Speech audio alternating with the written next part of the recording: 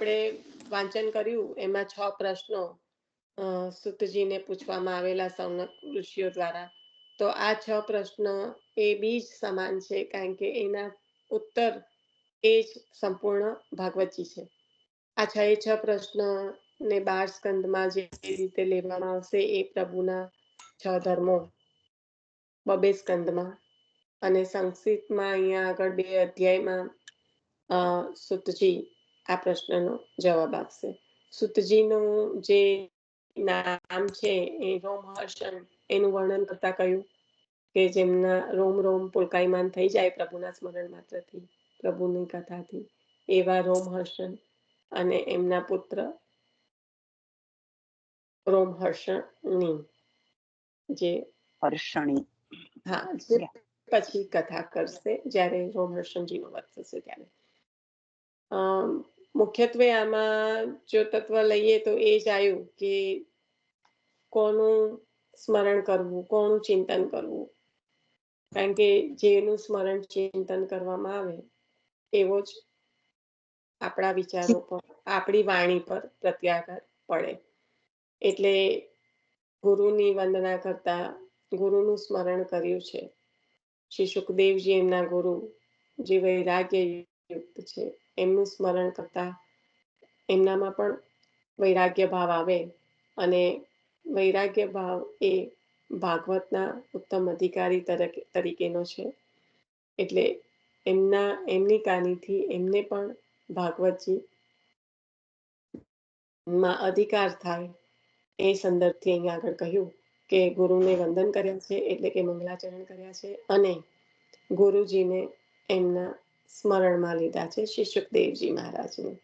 તો એમના આશીર્વાદથી હવે આ જે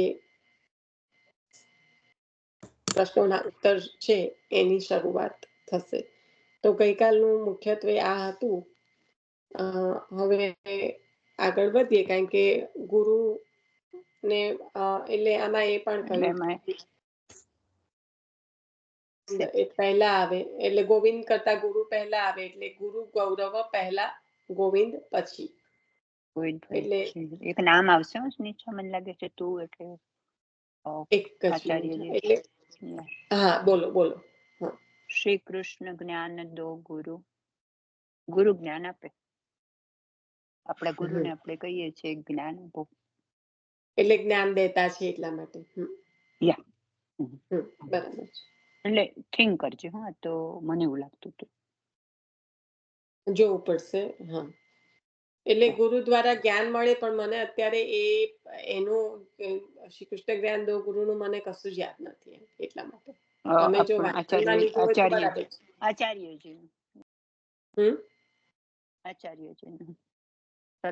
પણ મને યાદ જ નથી, એવું કહું છું. એનું અંદરનું મને કઈ પણ ધ્યાનમાં નથી.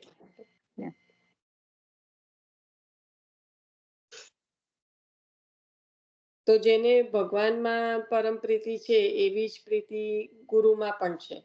એટલે આવા જે છે એમને મહાત્મા કયા છે. આવા આત્મા જે છે, જે ગુરુ અને ગોવિંદ બંનેમાં સરખી પ્રીતિ બારોબાર રાખે છે, એવા આત્મા હોય તેને મહાત્મા કહે છે.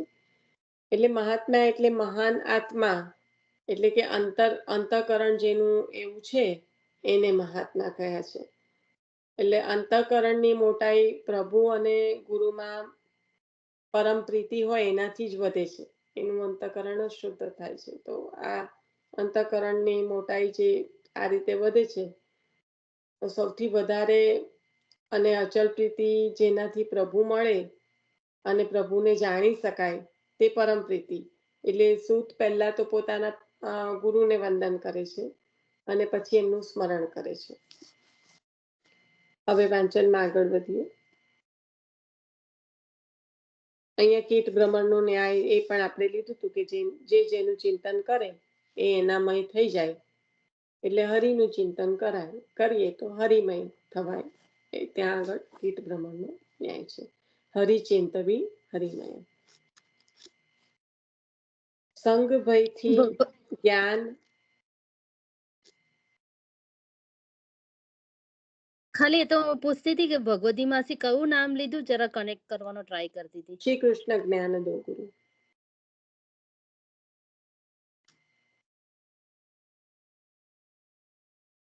ગુરવે નમઃ.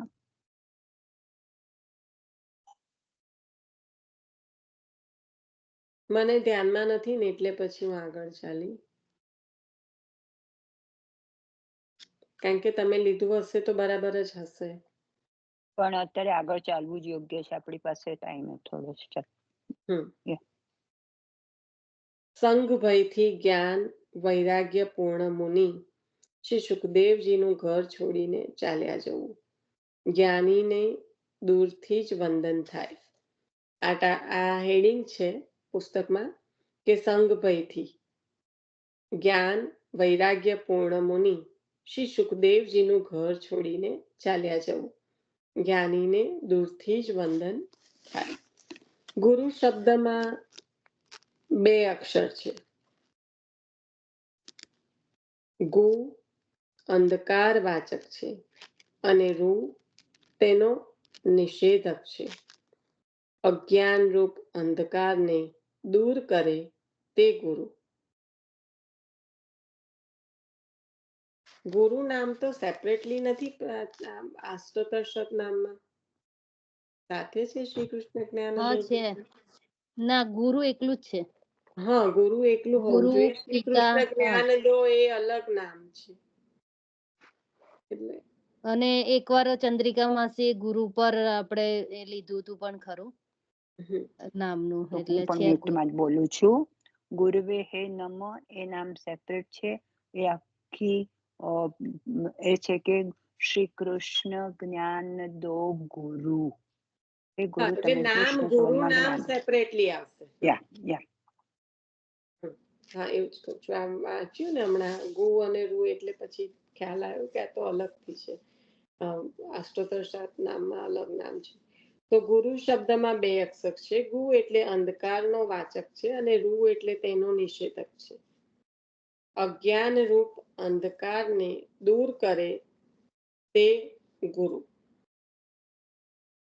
અજ્ઞાન રૂપી અંધકારને દૂર કરે એ ગુરુ. એટલે રૂ નિષેધક તરીકે અને ગુ અંધકારનું જે નિવારણ કરે એ ગુરુ. પહેલા શ્લોકમાં શ્રી સુખદેવજીને વંદન કર્યા. ત્યાં ગુરુનું સૂચન સંભવે છે. સુખદેવજીને તે સમયે સઘળું જ્ઞાન હોવા છતાં ભાગવતનું અજ્ઞાન હતું. ભાગવત ભણ્યા પહેલાની જ્ઞાની વિરક્ત શ્રી શુકને વંદન પહેલા છે. અને બીજા શ્લોકમાં સુતજી ભાગવત ભણેલા સુખદેવજીનું શરણ કરે છે. તે ગુરુનું નિર્દેશક છે.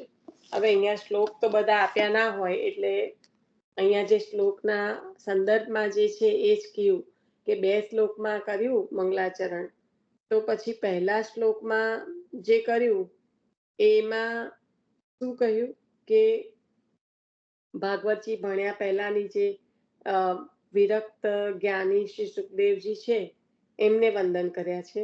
અને બીજા શ્લોકમાં સુતજીએ ભાગવત ભણેલા સુખદેવજીનું શરણ કરે છે તે રૂ.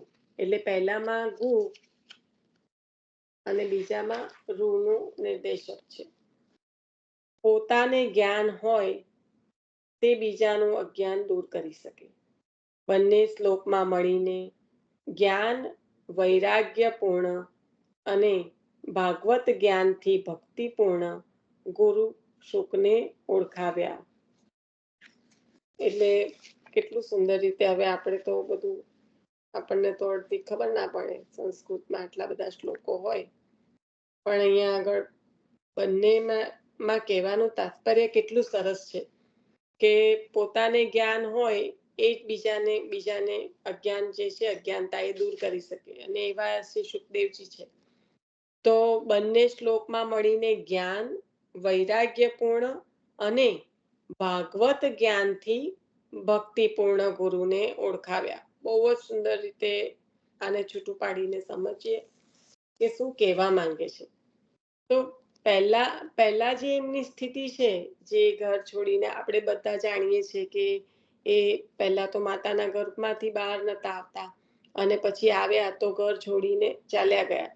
તો ત્યાં આગળ જે સ્થિતિ છે એમાં જ્ઞાન અને વૈરાગ્યની સ્થિતિ છે. કારણ કે આપ સ્વયં સુખદેવજીના અવતાર વિશે બધા જાણે છે કે આપ કેવી રીતે માતાના ગર્ભમાં પ્રવેશ્યા અને આપનો જન્મ થયો. તો આ જે છે એમાં પહેલાની જે સ્થિતિ છે એ જ્ઞાન અને વૈરાગ્યનું સંપૂર્ણ એમને ખ્યાલ છે. એટલે તો આ રીતે નતા આવતા બારે, અને બારે આવ્યા પછી દોડી ગયા. બીજી સ્થિતિ શું થઈ? પહેલી જ્ઞાન વૈરાગ્યની છે. તો બીજી શું છે? જો જ્ઞાન વૈરાગ્ય છે ત્યાં હજી ભક્તિને સ્થાન નથી મળ્યું, પણ જ્યારે ભાગવતજીનું જ્ઞાન થાય છે તો હવેની જે સ્થિતિ છે એ ભાગવત જ્ઞાનથી ભક્તિપૂર્ણ છે. એટલે પહેલા શ્લોકમાં ગુ અને બીજા શ્લોકમાં આ જે ભાગવતજીના જ્ઞાનથી બધું જે અજ્ઞાનતા છે એ દૂર થઈ એટલે રૂ. તો બે શ્લોકમાં ગુરુ શુકને ઓળખાવ્યા.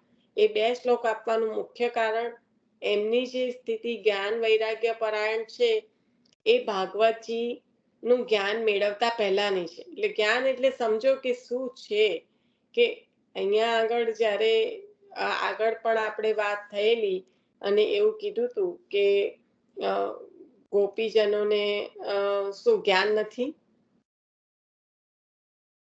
જ્યારે ઉદ્ધવજી પધાર્યા છે ત્યારે. તો એ જે ભગવત સંબંધી જ્ઞાન એની વાત ચાલે છે. કારણ કે આગળ એકવાર આવ્યું કે જ્ઞાન કર્મથી પોતાની શુદ્ધિ જે કરતા હોય એ ફક્ત પોતે જ કરી શકે, પોતાનું, બીજાનું ના કરી શકે કશું. પણ ભગવાનને જાણ્યા વિના ચરણ કમળનો આશ્રય ભક્તિ માર્ગમાં જ છે. તો આ આગળ આપણે આ જોઈ ગયા કે ભગવાનને જાણ્યા વિના, એટલે જાણ્યા વિના શું, એટલે કઈ પણ પ્રકારનું જ્ઞાન નહીં એવી વાત નથી ચાલતી. પણ જે ભાગવતજીનું જ્ઞાન થયું પછી જ એમને ભક્તિ સિદ્ધ થઈ છે. જે વૈરાગ્ય ને જ્ઞાન એ લઈને આવ્યા છે ત્યાં ભક્તિ સિદ્ધ નથી થઈ, પણ ભાગવત જ્ઞાનથી ભક્તિ પૂર્ણ થયા છે. અને એવા શ્રી સુખદેવજીને ગુરુ શુકને આપે ઓળખાવ્યા છે. યમ પ્રવજંતમ શ્લોકમાં જ્ઞાન અને વૈરાગ્યમાં પરિપૂર્ણ શ્રી શુકનું વર્ણન છે. યમ પ્રવંચતમ એટલે અહીંયા આગળ તો શ્લોક નથી આપ્યા એટલે આપણે તો કઈ કરી શકીએ નહીં. પણ પહેલો જે શ્લોક છે એમાં કે છે કે શ્રી સુખદેવજીનું વૈરાગ્ય પરિપૂર્ણ, જ્ઞાન અને વૈરાગ્ય પરિપૂર્ણ શ્રી શુકનું વર્ણન છે. સુખદેવજી 16 વર્ષના છે. યજ્ઞોપવિત વગેરે સંસ્કારો પણ થયા નથી. વ્યાસજી વિષ્ણુનો અવતાર છે. શ્રી શુક તેમના પુત્ર છે. તેથી કોઈ દેહ સંસ્કારની તેમને જરૂર નથી. સ્વયં જ્ઞાન અવતાર એવા શ્રી વ્યાસજીના પુત્ર છે તો એમને એવા કોઈ સંસ્કારની ત્યાં જરૂર નથી. જ્ઞાન તો તેમને પૂર્વ જન્મથી સિદ્ધ છે. પ્રભુના જ્ઞાન અવતાર જેવા મહર્ષિ વેદ વ્યાસજીના પુત્ર હોય તો જ્ઞાન તો સિદ્ધ જ હોય ને. તો જ્ઞાન તો તેમને પૂર્વ જન્મથી સિદ્ધ છે. શ્રી સુખદેવજી શંકરનો અવતાર છે, તે પ્રસિદ્ધ છે. અને આપણે હમણાં જ સતીશ કાકાએ જે રવિવારના સત્સંગમાં લીધું કે શ્રી સુખદેવજી શંકરનો અવતાર છે. અને શંકર ભગવાન કોનો અવતાર છે?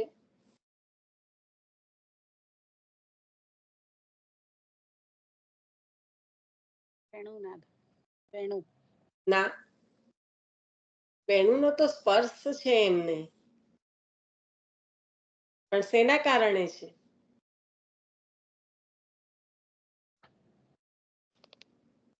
શંકરાચાર્ય પ્રભુના અંગમાંથી જ છે ને. શંકર ભગવાન વેદનો અવતાર છે એવું ના કીધું સતીશ કાકાએ? હે, ખ્યાલમાં છે બધાને? હા એવું કહ્યું હતું. સતીશ કાકાના સત્સંગને 2 દિવસ થયા છે. લાસ્ટમાં જ કહ્યું. વેણુ પર બહુ સુંદર કહ્યું, એમને બહુ સુંદર કહ્યું. ફરી વખત શ્રવણ કરવાનું. શ્રી સુખદેવજી શંકરનો અવતાર છે, તે પ્રસિદ્ધ છે. જન્મીને તરત આશ્રમમાંથી ચાલી નીકળ્યા છે. પાછળ પિતા પુત્ર પુત્ર પોકાર કરતા જઈ રહ્યા છે. વિરહ વ્યાકુલ વ્યાસ મહર્ષિજી છે. તેમને દેહાનુસંધાન છે. સુખદેવજી સંઘના ડરથી ચાલ્યા જાય છે. કંટાળીને કે ક્રોધથી નથી જતા. તે પ્રવજંત માનો ઉપસર્ગથી સૂચવે છે. પ્રવજંત જે શબ્દ છે એમાં ઉપસર્ગ જે છે એના દ્વારા સૂચવે છે કે સુખદેવજી ડરથી ચાલ્યા જાય છે. તેના માટે કે સંઘના ડરથી. કોઈ પણ પ્રકારનો ક્રોધ કે કંટાળો નથી, પણ સંઘનો ડર છે ત્યાં આગળ. વ્યાસજીને ઉપવિતાદિત સંસ્કાર કરવાની ઈચ્છા છે. સુખદેવજીને તો કંઈ કરવાનું બાકી નથી. તે તો સર્વભાવ પ્રાપ્ત કરી ચૂકેલા છે. યોગ દ્વારા વૃક્ષમાં પ્રવેશ કરી વૃક્ષમાંથી પ્રત્યુત્તર આપે છે. હવે આ દોડી ગયા પછી એમને તો કંઈ કરવાનું બાકી નથી, પણ વ્યાસજીને થાય છે કે ઉપવિતાદી જે સંસ્કાર હોય એ કરવાના બાકી છે. તો યોગ દ્વારા વૃક્ષમાં પ્રવેશે છે અને એ વૃક્ષમાંથી આ પ્રત્યુત્તર આપે છે. વનસ્પતિ વૈષ્ણવ છે. વૈષ્ણવ પર દુઃખે દુઃખી થાય છે. વળી વાગ્વૈ દેવેભ્યો અપાક્રમ અત્ય જ્ઞાયાતિષ્ઠ માના સા વનસ્પતિન પ્રવિશેત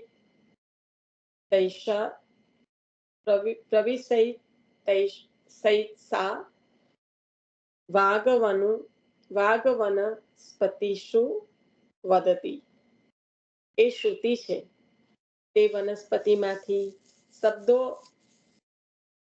શબ્દોત્પત્તિ સૂચવે છે. આવા શબ્દોની ઉત્પત્તિ વનસ્પતિમાંથી થઈ છે.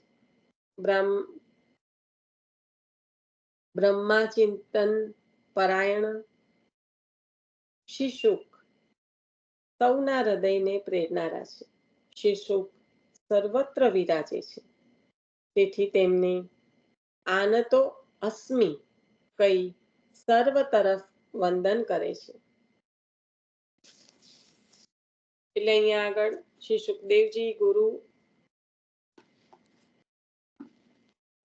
બે શ્લોકમાં બતાવ્યા એ કહ્યું, અને મુખ્યત્વે જ્ઞાન અને વૈરાગ્યની વાત કરી, અને એ પરિપૂર્ણ હતા. પણ ભાગવતજીનું જ્ઞાન થયું ત્યારે ભક્તિપૂર્ણ થયા, એટલે ગો અને રૂ શબ્દથી ઓળખાવ્યા. એ રીતે પછી એમનો જે પુત્ર તરીકે શ્રી વ્યાસજીને ત્યાં આપ જન્મ્યા એની વાત કરી કે વ્યાસજી તો સ્વયં વિષ્ણુ અવતાર છે અને શ્રી સુખદેવજી એમના પુત્ર છે. એટલે કોઈ પણ પ્રકારના સંસ્કારની તો જરૂર છે નહીં, દેહ સંસ્કારની. એટલે ત્યાંથી ચાલ્યા નીકળ્યા છે. ત્યારે પાછળ સ્વયં વ્યાસજી દોડતા દોડતા પોકારતા જ્યારે જાય છે, તો અહીંયા આગળ જે જ્ઞાન અને જે સ્વયં વિષ્ણુજીનો અવતાર છે એવા શ્રી સુખદેવજી, એવા એમના પુત્ર શ્રી સુખદેવજી, તો એમને જ્ઞાન તો પૂર્વજન્મથી સિદ્ધ જ થઈ ગયું છે. કારણ કે આપ પણ સ્વયં શંકર ભગવાનનો અવતાર છે. એટલે આવી રીતે જે જ્ઞાન થઈ ગયું છે કે જો હું રહીશ તો મને પણ માયાનો સ્પર્શ થશે, સંગનો દોષ થશે. અહીંયા સંગ દોષના કારણે આપ ચાલી નીકળ્યા છે. કારણ કે માયા સ્પર્શ કરશે એટલે તો એ બારે નતા આવતા માતાના ગર્ભમાંથી. પછી માતાના ગર્ભમાંથી જ્યારે વ્યાસજીએ કહ્યું કે માયા સ્પર્શ નહીં કરે ત્યારે બહાર આવ્યા. તો બહાર આવતાની સાથે એમને કયો ડર લાગ્યો? સંગનો, કે સંગ દોષથી પણ સંગ દોષ પણ બાધક છે, કારણ કે સંપૂર્ણ રીતે જ્ઞાની છે. એટલે ત્યાંથી કોઈ ડરથી કે ક્રોધથી નહીં, પણ આ કારણે એ ચાલી નીકળ્યા અને એની યોગ દ્વારા વૃક્ષમાં પ્રવેશીને આપના પિતાજી આપની પાછળ દોડી રહ્યા છે, પોકારી રહ્યા છે, એમને પ્રત્યુત્તર આપી રહ્યા છે. તો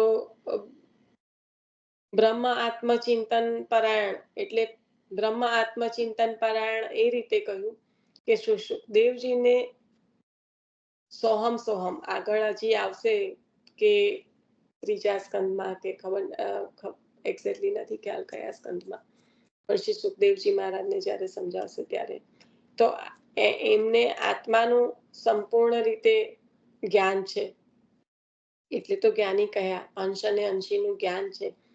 તો આ જે બ્રહ્મ આત્મચિંતન પરાયણ શ્રી સુખદેવજી છે એ સૌના હૃદયને પ્રેરણારા છે અને શ્રી સુખ છે એ સર્વત્ર વિરાજે છે. કેટલું સુંદર કહ્યું કે આ જે છે એ સૌના હૃદયમાં બિરાજે છે. ફક્ત ને ફક્ત જે જીવ છે એ અજ્ઞાનતાવશ આને સમજી શકતો નથી, આને ઓળખી શકતો નથી. એટલે એક એક શબ્દમાં નવનીતપ્રિય શાસ્ત્રીજીએ જે વર્ણન કર્યું છે એ એટલું બધું અદ્ભુત છે કે વનસ્પતિમાંથી શબ્દોત્પત્તિ સૂચવે છે, જે શ્રુતિના વચન. આ બધાને આવે છે અવાજ? બહુ ધીરો આવે છે. પરફેક્ટ. હું તો બહુ મોટેથી બોલું છું, આનથી હું એટલું મોટેથી બોલું છું. પણ નિશાન કશો બીજો પણ અવાજ આવે છે, એટલે કોઈને મને ડિસ્ટર્બન્સ બહુ અંદર આવે છે ફોનમાં. જેને પણ છે ને આવાજ રિલેટેડ પ્રોબ્લેમ હોય એ નીકળી જઈને પાછા જોઈન થાવ છો. હંસાઆંટી, તમારા બેકગ્રાઉન્ડમાં જ એટલો બધો અવાજ છે એટલે, કારણ કે અવાજ એવું કરો છો જેને અવાજમાં પ્રોબ્લેમ હોય એ નીકળી જઈને પાછા જોઈન થાવ છો, કારણ કે મોટા ભાગે 90% બધાને પ્રોબ્લેમ નથી અવાજનો. એટલે કંઈક તમારા એન્ડથી સિગ્નલમાં કંઈક હોય તો. અમારો પ્રોબ્લેમ નથી, આવે બરાબર. ઓકે, કારણ કે હું બહુ જ મોટેથી બોલું છું તો ઘરમાં નથી એટલે બરાબર છે. બરાબર અવાજ તો આવે જ છે.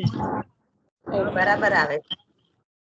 તો અહીંયા આગળ બ્રહ્મ આત્મચિંતન પરાયણ અવાજ બરાબર છે, પણ હંસા માસી કે છે ને એમ બેકગ્રાઉન્ડમાં બહુ જ, કારણ કે કોઈ ડ્રાઈવ કરતું હોય કે એવો સાઉન્ડ આવે છે. હંસાબેન, તમે ડ્રાઈવ કરો છો?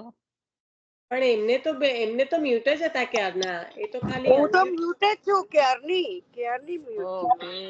હા ના, હું એમ કહું છું કે માસી એવું કે છે ને બેકગ્રાઉન્ડ માંથી અવાજ આવે છે એવી રીતના, એટલે હું ખાલી એક્ઝામ્પલ આપું છું. કોઈ ડ્રાઈવ કરતું હોય કે કઈ વાદળ અથડાતા હોય એવો તેવો અવાજ આવે છે એવું, એટલે તમારો અવાજ છે ને અંદર દબાઈ જાય છે પછી.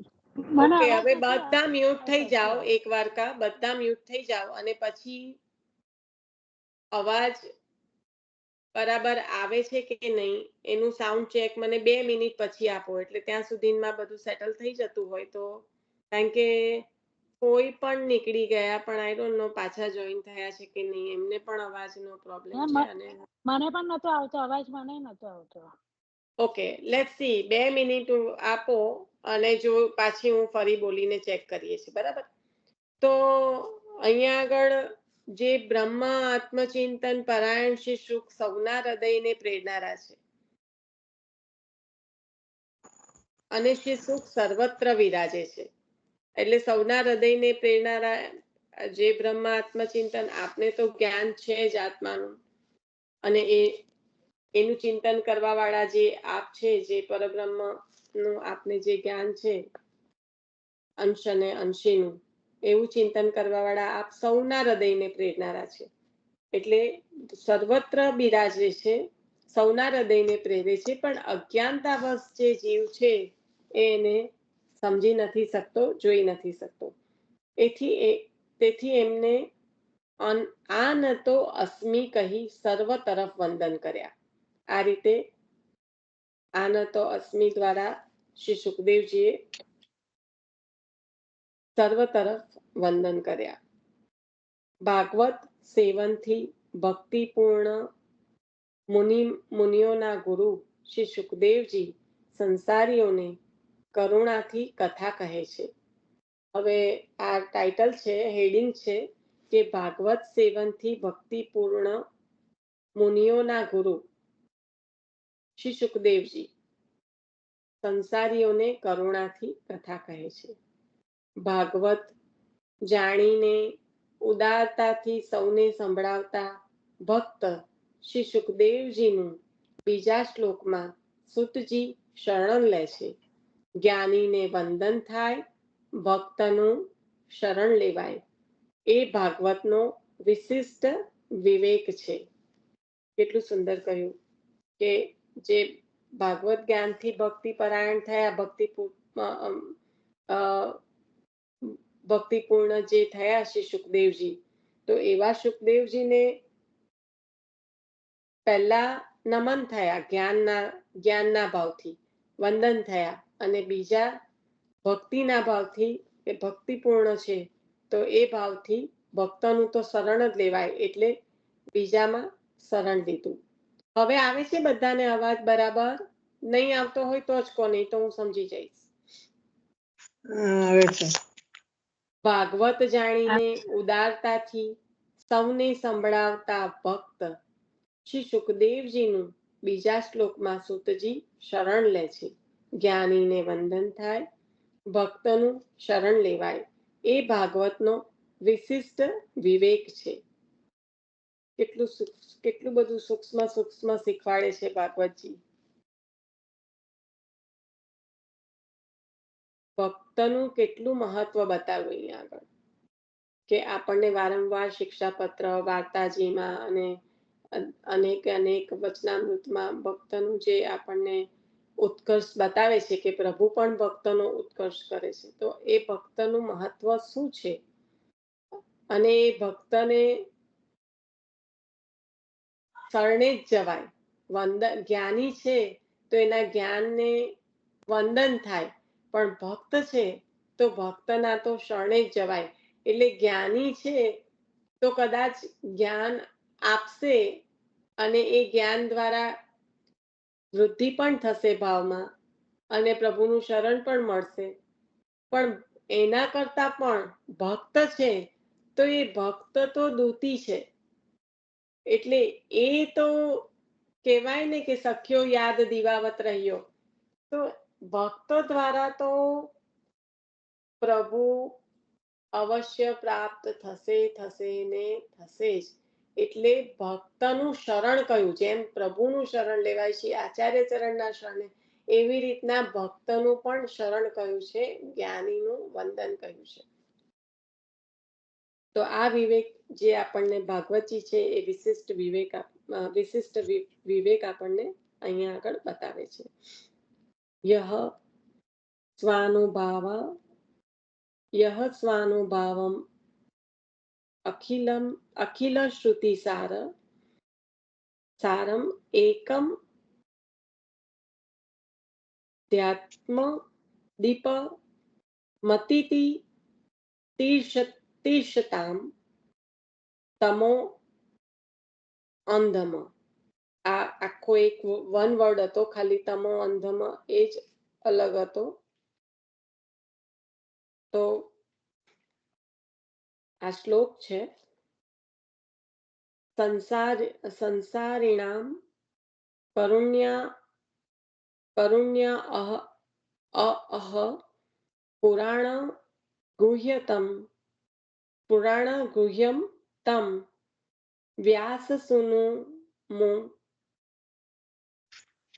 વ્યાસસુનુમ ઉપયામી ગુરુમ મુનિ નામ. બને એટલો સંધિ વિચ્છેદ કરું છું, પણ તે છતાં થોડુંક એટલું શુદ્ધિકરણથી નથી થયું. પહેલા શ્લોકમાં શ્રી શુકને મુનિ કહ્યા, બીજા શ્લોકમાં મુનિઓના ગુરુ કહ્યા. શ્રીમદ ભાગવત દ્વારા શ્રી સુખદેવજી સામાન્ય મુનિમાંથી મુનિઓના પણ ગુરુ થયા છે. ભાગવત નહોતા ભણ્યા ત્યાં સુધી મુનિ હતા. ભાગવત ભણ્યા પછી મુનિઓના ગુરુ થયા છે. જ્ઞાન વૈરાગ્ય માત્ર મુનિ બનાવે, પણ શ્રીમદ ભાગવતનું સેવન ભક્તિ મુનિઓના પણ ગુરુ બનાવે. સામાન્યને પણ શ્રીમદ ભાગવત સર્વ શ્રેષ્ઠ બનાવે. શ્રી સુખદેવજી જ્ઞાની હતા, વૈરાગી હતા, શંકરના અવતાર રૂપ હતા, અને છતાંય તેમને ભગવાનના જ્ઞાન અવતાર પિતા વ્યાસ મહર્ષિજીના આશ્રમમાં પણ સંગનો ડર લાગ્યો અને એ ભયથી ચાલ્યા જતા હતા. તે જ શ્રી સુખદેવજી ભાગવત ભણ્યા પછી પરીક્ષિત રાજાની સભામાં પધાર્યા. સભામાં સંસારીઓ પણ હતા. સંસારીમાં અજ્ઞાન સ્વાભાવિક હોય. સંસારીનો સંગ પણ સંસાર પ્રેરક બને, તે દુસંગ કહેવાય. સંસારી જીવના દોષ સ્વાભાવિક હોય, તેના સંગમાં આવનારને દોષ જ લાગે.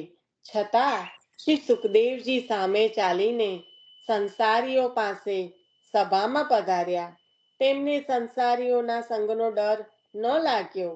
અનેક રીતે ડરેલા સંસારીઓને દયાથી ભાગવત સંભળાવીને નીડર બનાવ્યા, અભય આપ્યું.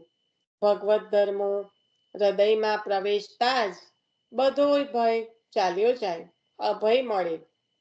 ભાગવત સેવનથી અભય દેતું ભગવત બલ મળે છે.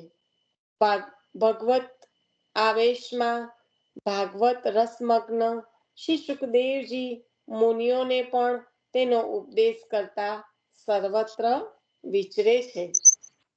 સુંદર રીતે હું થોડુંક હવે ધીરું બોલીશ. કોઈ મને થોડુંક પેલું એ થાય છે, બહુ મોટેથી બોલું છું ને તો પાછું આવી જઈશ, પણ થોડીક વાર માટે એવું થાય. તો અહીંયા શ્રી સુખદેવજી જે જ્ઞાની અને વૈરાગી હતા, શંકર ભગવાનના અવતાર રૂપ, અને મહર્ષિ વ્યાસજી જે સ્વયં વિષ્ણુ ભગવાનના જ્ઞાન અવતાર રૂપ, તો આવા જે છે એમને સંગનો ડર ક્યાં સુધી લાગ્યો, જ્યાં સુધી એમને ભાગવતજી નતા કર્યા. એકવાર જ્યારે એમને ભાગવતજીનું જ્ઞાન થયું છે, ત્યારે ભક્તિપૂર્ણ એવા શ્રી સુખદેવજી પછી પરીક્ષિત રાજાની સભામાં પણ ચાલ્યા જાય છે. કારણ કે જો એમના આવા જ્ઞાની અવતાર જેવા પિતાના સંગનો ડર લાગ્યો ક્યારે, કે જ્યાં સુધી ભક્તિપૂર્ણ નથી થયા. પણ એકવાર જો ભક્તિપરાયણ થઈ ગયા છે, જો એ રીતે ભક્તિ સિદ્ધ થઈ ગઈ છે, તો પછી આ જે સંસારીઓ જેમાં અજ્ઞાનતા સ્વાભાવિક છે, જેમાં દોષ સ્વાભાવિક છે, તો એવાનો દુસંગ લાગતા ક્યાં વાર લાગે. પણ ત્યાં હવે એમને એવો કોઈ ડર ન રહેતા એ સભામાં ચાલ્યા, અને અનેક રીતે જે ડરેલા સંસારીઓ છે એમને પોતાની દયાથી ભાગવત સંભળાવીને એમને પણ અભયપદનું દાન આપ્યું, એમને પણ નીડર બનાવ્યા. એટલે ભગવત ધર્મો હૃદયમાં પ્રવેશતા જ બધો ભય જે છે જીવનો એ ચાલ્યો જાય છે. એટલું પ્રબળ ભગવત ધર્મ છે કે એના બળથી જે બીજા દોષો છે, જે બીજા ભય છે, એ ચાલી જતા અભયનું દાન થાય છે. તો આ ભાગવત સેવનથી અભય દેતું ભગવત બલ મળે એવું આ ભાગવતજી છે. અને ભગવત આવેશમાં ભાગવત રસમગ્ન એવા જે શ્રી સુખદેવજી છે, એ મુનિઓને પણ તેનો ઉપદેશ કરતા સર્વત્ર વિચરે છે. એટલે કે સર્વત્ર વિચરણ કરે છે, ફરે છે. જેને પણ જે અધિકારી છે, જે પાત્ર છે, એને આ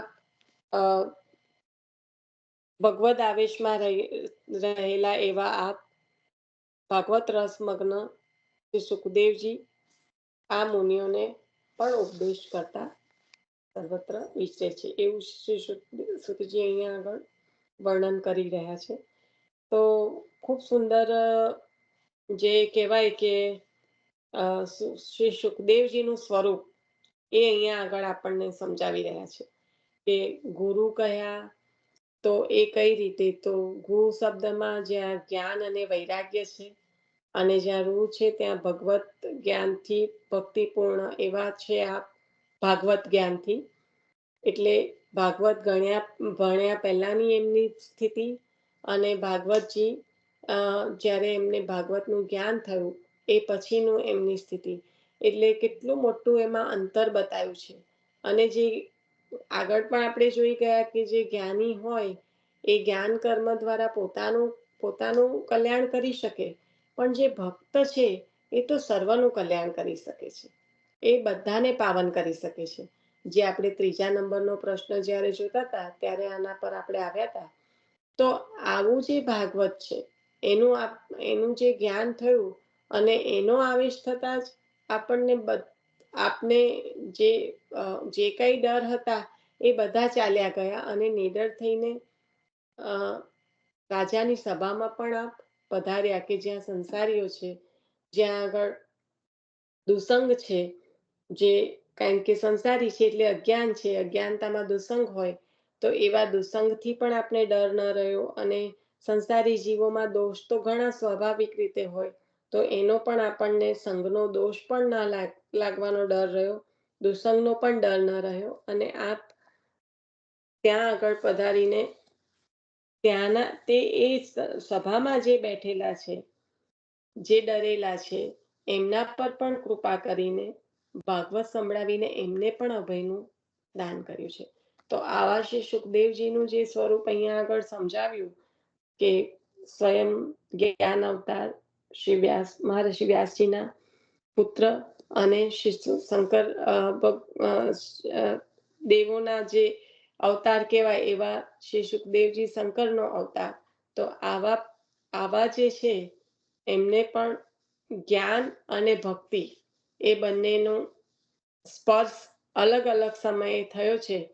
તો જ્યારે જ્ઞાન અને વૈરાગ્ય હતું ત્યારે અભય નહોતું, પણ જ્યારે જ્ઞાન વૈરાગ્ય તો છે જ અને એની સાથે સાથે ભક્તિ પ્રાપ્ત થઈ અને ત્યારે જે અભય મળ્યું અને એ અભય દ્વારા ફક્ત એમને એમનું નહીં પણ અનેક જીવોનું કલ્યાણ એના દ્વારા કર્યું. એટલે કહ્યું કે ભગવદ આવેશમાં ભાગવત રસમગ્ન, હંમેશા રસમાં છકેલા રહેતા રાજનને જે સંભળાવ્યું છે, તો જે 7 દિવસમાં એમનો જે ઉદ્ધાર કરવાનો છે, તો ત્યારે જે આપની પાસે છે, ભગવતીઓ આ જ કરે છે કે એમની પાસે હોય એ બધું આપી દે છે. તો આ કેમ એવું કહ્યું કે ભગવદીનો સંગ, તો આપણને કીધું પણ શરણ કહ્યું કે શરણમાં, કારણ કે રાજન શ્રી સુખદેવજી મહારાજના શરણે આવ્યા છે અને શરણે આવતા જ એમની પાસે જે છે એ બધું રાજાને આપી દીધું છે. એટલે જ્યારે કહ્યું કે રાજન હવે સમય થયો છે, હવે નાગ આવશે, તો હવે તમે શું કરશો? તો કહ્યું કે હે મહારાજ, હવે મને તક્ષક નાગમાં પણ બ્રહ્મના દર્શન થશે. તો આ જે સ્થિતિ છે એ ફક્ત ને ફક્ત એટલે થઈ કે શ્રી સુખદેવજી મહારાજે બધું વરસાવી દીધું છે. એટલે જ્યારે રાજા શરણે આવ્યા છે, ભક્તના શરણે આવ્યા છે, શ્રી સુખદેવજીના શરણે આવ્યા છે, તો એમનું બધું જ આપી દીધું અને જે અભય મળવું જોઈએ એ પણ એમને પ્રાપ્ત થયું શ્રી ભાગવતજી દ્વારા અને શ્રી સુખદેવજીના મુખેથી શ્રવણ કરવાના કારણે. હમણાં તો જલભેદ ચાલે છે તો આપણે બહુ સારી રીતે સમજીએ છીએ. શ્રી આચાર્ય ચરણની વાણીને વલ્લભકુલ સિવાય આટલું સુંદર રીતે કોણ આપણને સમજાવી શકે? તો જે અક્ષય બાવા જે લઈ રહ્યા છે કે આપશી જે જલભેદમાં વક્તાના જે લક્ષણો બતાવી રહ્યા છે, અને વક્તા આપી શકે ક્યારે? કે જ્યારે એટલે બહુ સુંદર અક્ષય બાવાએ એક્ઝામ્પલ આપ્યું કે ગોડાઉનમાં માલ હોય એ મળે તો હોય તો આપી શકે. એટલે આવા જે શ્રી સુખદેવજી મહારાજ જે અભય છે, જે ભક્તિ પ્રાપ્ત થયા પછી એમને કોઈ પણ ભાગવત દ્વારા ભક્તિ પૂર્ણ થયા પછી એમને કોઈ પણ પ્રકારનો ડર નથી. એવો જ એમને રાજાને પ્રાપ્ત કરાયું અને અભય બનાવ્યા. અને એમની દ્રષ્ટિ પણ કેવી થઈ ગઈ, બ્રહ્માત્મક થઈ ગઈ કે પછી જ્યારે તક્ષકમાં પણ બ્રહ્મના દર્શન થશે. તો આવા શ્રી સુખદેવજીનું વર્ણન આપણે આજે જોયું. અહીંયા આગળ રાખીએ, આપણો સમય થયો છે. શ્રી ભાગવત અખિલ શ્રુતિનો સાર છે, ત્યાંથી આપણે કાલે આગળ વધીશું. પ્રયત્ન કરીશું કાલે લેવાય તો, અને જો ના થયું તો પછી આપણે સોમવાર પર જશે. હાલો 1 મિનિટ. હા બોલો. ના આજે તો હજી મંગળવાર જયારે થયો છે ને, કાલે તો જન્મ્યા લેવાય. એ પ્રગટ થતાની સાથે જ આશ્રમ છોડીને નીકળી ગયા, એનું શું કારણ? આજ સંગ દોષ આવ્યો ને કોનો અહીંયા. સંગ? કઈ કોનો સંગ? કેમ ત્યાં આશ્રમમાં કોનો સંગ? એટલે એમના પિતા પણ હતા. એવું તો કીધું કે જ્ઞાન અવતાર એવા શ્રી વ્યાસજી ત્યાં બિરાજે છે, તો એમના પણ સંગનો દોષ લાગ્યો, ડર લાગ્યો. એ સંગના હા, એમના ડરથી સંગનો દોડ્યા છે. નહીં. આશ્રમમાં જે બધા મુનિઓ આવે ને, એ મુનિઓનો લાગે આશ્રય, એટલે છોડીને જતા રહે. આશ્રમ છે એટલે બધા મુનિઓ આવે તે ગાડી, ઋષિ મુનિઓ, એટલે એમને લીધે છોડીને જતા રહે. આશ્રમ નું હા, કીધું. એટલે કોઈ સંસારનો થયો ને, સંસાર એમાં એ જ કે છે ને કે એમને પણ બી ડર હતો. ભલે વૈરાગી હતા, બધું હતું, પણ એમને પણ બી સંસારનો ડર હતો. પણ શ્રી ભાગવતજી નું જયારે એમને પણ બી પોતે વાંચન ને સેવન કર્યું પછી એમનો એ પણ ડર જતો જ્ઞાન રહ્યો. મળ્યું ને, સ્વયં વ્યાસજી આપ્યું છે. એટલે શ્રી મહાપ્રભુજી આપણને રોજ જે જરા કમથું પણ બી તમે ભાગવતજી વાંચો, જે દિવસે ના વંચાય તે દિવસે દર્શન કરો, એટલું બધું આપણને કહે છે કે આપણે આ સંસારના ડરથી, સંસારથી ડરી અને આપણે ડરી ના જઈએ અને આપણે નિર્ભયતાથી આ સંસાર સાગરને પાર કરીએ. એટલે જ કે છે શ્રી વલ્લભ. જેવી રીતે સંસારના દુષ્સંગનો સંગથી ડર જ છે, આગળ ચાલે એવી ગયા રીતે છે. સંસારના દુસ્સંગનો સંગથી જ. ડર છે, એવી રીતે સત્સંગ સારાનો બી સંગનો ડર છે. એમાં મોહ થાય એટલે સુખદેવજી ત્યાંથી ભાગી ગયા. યા આગળ આવ્યું છે, આ આપણે વાંચનમાં આપણે વાંચનમાં પણ આવ્યું છે. જે દુસ્સંગનો ડર છે એવો સારાનો બી ડર છે ને સુખદેવજીને, એટલે ડર જતા નથી, મોહ છે એમ. મોહ થાય ના, એટલે કાલે બુધવાર થાય અહીંયા બકા. આગળ એ જ્ઞાન અવતાર. કાલે તો કાલે બુધવાર. નિશાબેન હશે જો. હા હા, એટલે હું બોલી કે કાલે તો હજી બુધવાર છે, મોસ્ટલી થઈ જશે. હા, એ મને છે ને જરાક આજે બુધવાર છે. એ તો હોય તો હું તો આજે જોઈ લઉં જરા પછી. હા, એ હું તમને કહીશ. જોઈ મારે તારી જોડે સમજાવવાનું નથી હોતું. ના ના ના, એવું કઈ નહીં. હવે અહીંયા આગળ જે આપણે વાત કરી રહ્યા છે ને, ફોઈ કે કેમ ચાલીને ચાલ્યા, તો 10મા નંબરના પેજ પર, હજી તો શરૂઆત જ થઈ છે મહાત્મ્યની, ત્યાં જે શ્રી સુખદેવજી પ્રવચ્યા લઈને નહીં, સંગ ભયથી ચાલી નીકળ્યા. કારણ કે અહીંયા પણ આવ્યો શબ્દ ય પ્રવંચન. અહીંયા એવો જ આવ્યો કે અહીંયા જે શબ્દ આવ્યો ને, સંગ દોષ, એમ કે આ રીતે મુનિઓ આવે એમનો સંગ. આ સતીશ કાકા આ શબ્દ કીધો તો એ મને યાદ છે, એટલે કહું. ના, એટલે અહીંયા ના ના ના, તમે ખોટું સારું નથી, ઉલટાનું તો જે મનન ચિંતન વધારે થાય. હું તો જે પણ નાનામાં નાનું કોઈ કશું એક શબ્દ પણ કહે ને, તો એને હું એ રીતના લઉં છું કે એના દ્વારા આપણને વધારે મનન ચિંતન થાય. આ સતીશ કાકા શબ્દ કીધા. આ તો તમે જયારે કીધું ને ત્યારે હું પાછી 10 નંબરના પેજ પર, હવે 70 પર આવ્યા પછી 10 સુધીનું કોને કશું એ રહે છે, એટલે પાછી હું ગઈ અને ત્યાં આગળ અહીંયા આ રીતે બહુ સુંદર રીતે સમજાયું છે. પ્રવચંત, અહીંયા જે શબ્દ આવ્યો એ જ શબ્દ લઈને અહીંયા કહ્યું કે જે શ્રુતિના સંદર્ભથી અહીંયા આગળ કહ્યું છે, સુખદેવજી વૈરાગ્યથી સંન્યસ્ત લઈ ઘરમાંથી ચાલ્યા જાય તેમ તેમ ઘણા માને છે, પણ શ્રી મહાપ્રભુજીનો અભિપ્રાય જુદો છે. આચાર્ય ચરણની દ્રષ્ટિએ અહીંયા આગળ સમજાવે છે કે શ્રી સુખદેવજી સંઘના ભયથી પિતાનો આશ્રમ છોડીને ચાલ્યા જાય છે.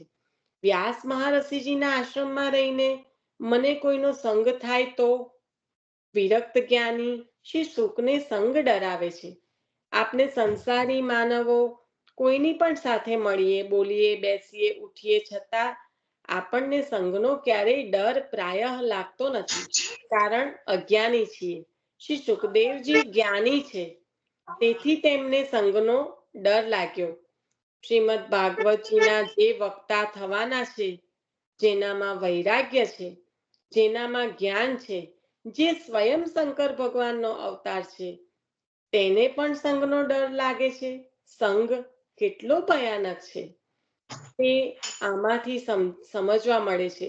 શ્રી સુખદેવજીને વ્યાસજીના આશ્રમમાં સંગ વ્યાસજી અને વ્યાસજીના શિષ્યોનો થવાનો હતો.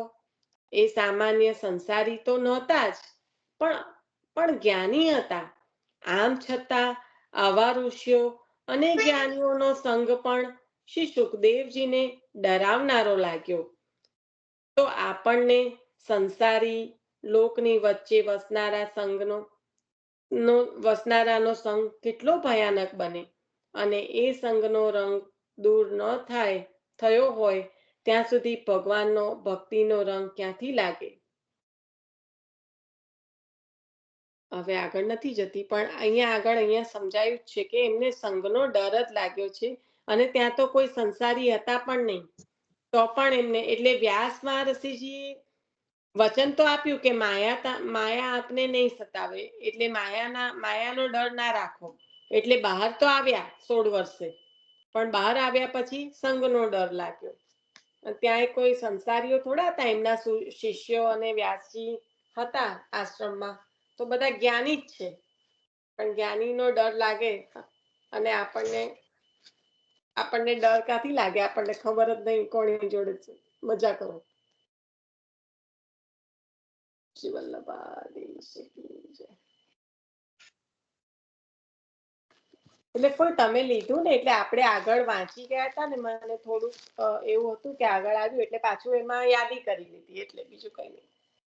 હા, તો સતીશ કાકાએ કહ્યું તું ને, એ મને યાદ આવ્યું એટલે કીધું. એટલે એમને મુનિઓ કીધું છે અહીંયા, ઋષિ અને એમના શિષ્યો. એટલે બધા ઋષિઓ મુનિ આવે ને આશ્રમમાં, એમનો મને સંગ લાગે, અસર લાગે, એટલે જ નીકળી ગયા એમ. એવું સતીશ કાકા એવું કહ્યું તું એટલે યાદ આવ્યું. હા, એટલે ત્યાં એમને મુનિઓ કીધું બરાબર છે, સામાન્ય છે કે બધા જ આવ્યા ને અહીંયા શિષ્યો પણ ખરા ને, એટલે અહીંયા એનો વર્ણન છે કે વ્યાસજીની સાથે એમના શિષ્યો પણ છે. એટલે વ્યાસજી અને આશ્રમ છે તો વ્યાસજી એકલા નથી બિરાજતા, એમના શિષ્યો પણ ખરા, અને બીજા મુનિ પણ આવે, ઋષિ મુનિઓ પણ આવે. એટલે બધાનો જ ડર લાગ્યો, ઇન્ક્લુડિંગ વ્યાસજી. આપણને કોઈનો ડર છે? આપણે કેટલા નિષ્ઠુર થઈને ફરીએ છીએ. મજા કરવાની, કેટલા નિષ્ઠુર થઈને ફરીએ છીએ. આપણે તો મજા કરીએ છીએ. મજા આપણને જેમાં ખબર પડે એટલું કરીએ ને. આપણી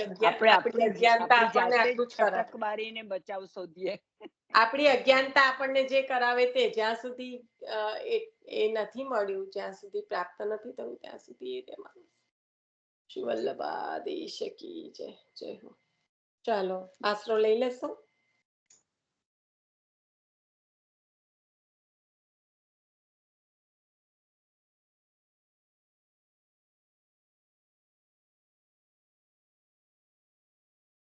કોઈ લેનાર છે હવે? હું લઉં આસરો ધડે કશી વલ્લભાધીશ લો. હા, લો. એક જ મિનિટ બીરવાબેન, 1 મિનિટ. વૈભવીબેન, તમે જે કાલે વેણુગેટ સંબંધી કશું કહેતા હતા, મેં તમને કીધું, પછી અનમ્યુટ નતા થયા. હવે કાલે યાદ કરીને લઈ લેજો. હા, જે પણ તમે કે પૂછતા હતા એ યુઝ્યુઅલી ચાલી નથી જતા આગળ, પણ આવું રીતના કંઈક થાય તો જ આપણને બીજા દિવસે લેવું પડે. એટલે તમે કાલે મેં તમને બહુ વાર પૂછ્યું, પણ તમે અનમ્યુટ નતા થતા. હા, ના, મારે પેલું ઘરે કોઈ આવી ગયું હતું ને, એટલે મને હતું પણ વેણુ ગીતમાં તો હું એટલું જ